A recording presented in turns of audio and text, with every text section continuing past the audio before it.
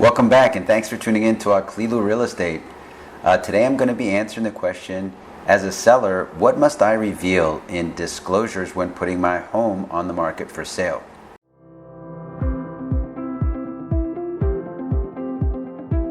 A couple things to note. Obviously, you will need to determine what state and jurisdiction you're in, and get those guidelines, regulations, etc. To follow them. However, as a rule of thumb, sellers should always share any information regarding material defects. A disclosure is really a written notice by the seller outlining and sharing any known issues about the home and the property. So this could be a number of things. Nevertheless, it's important to make sure that, as I said earlier, you follow those guidelines and regulations within your jurisdiction. Things that could, be included, obviously, are if you have a roof that's leaking, or if you have, drainage issues, or really anything that's, like I said earlier, a material defect or any known issues. Do take note that sometimes, as a seller, you're obligated to provide one or the other, which is a disclosure or a disclaimer. Therefore, because if you disclaim, as a buyer, what I would say, therefore, as a buyer, always, as a rule of thumb, take and make sure that you put the onus on you to uncover problems and issues. So this is why it's important to have inspections done.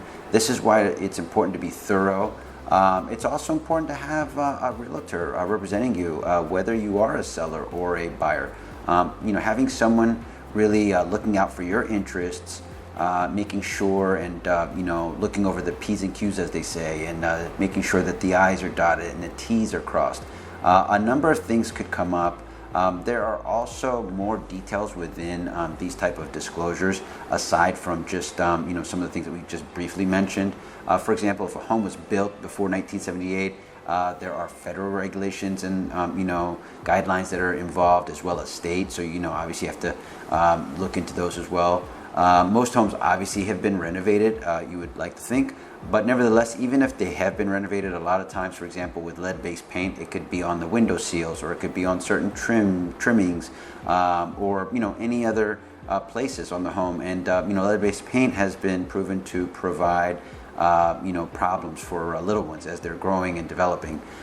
So anyways, there are a number of things to look into.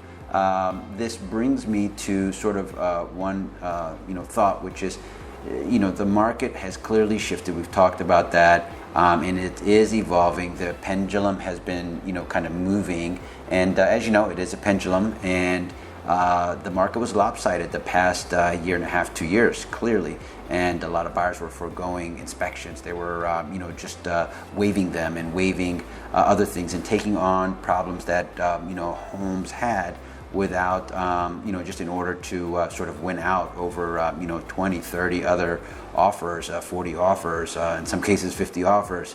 So we're not in that type of a market anymore. And as a seller, I've mentioned this before, mindset has to be, focused on now and understanding what's going on and kind of how to best go about it. So anyways, that being said, I'll be in touch with you soon. Thank you for the question. We're looking forward to answering any further questions, so please keep them coming, and I'll be in touch with you soon. Thank you.